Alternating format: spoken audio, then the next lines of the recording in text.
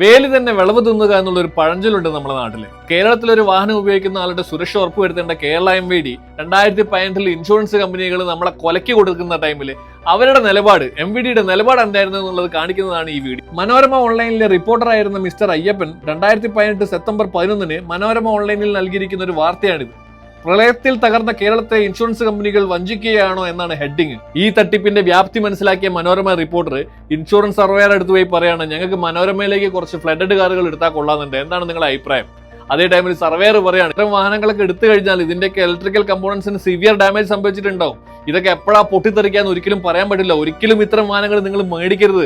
നമുക്കൊന്ന് ചിന്തിച്ചാൽ മനസ്സിലാവും. കഴിഞ്ഞ ഏതാനും വർഷങ്ങൾക്കിടയിലാണ് ഏറ്റവും കൂടുതൽ കാറുകൾക്ക് തീ പിടിക്കാൻ തുടങ്ങിയിരിക്കുന്നത്. റോഡുകളിൽ ഏറ്റവും കൂടുതൽ തീ പിടിക്കുന്ന വാഹനങ്ങളിൽ ഭൂരിഭാഗവും 2018 19 പ്രളയത്തിൽ ഇൻഷുറൻസ് കമ്പനികൾ സാൽവേജ് ലോസ് ചെയ്തിരിക്കുന്ന വാഹനങ്ങളാണ്. ഒരു വാർത്ത വന്നിട്ട് നമ്മുടെ MVD, ജനങ്ങളെ സുരക്ഷ ഉറപ്പുവരുത്തേണ്ട MVD എന്ത്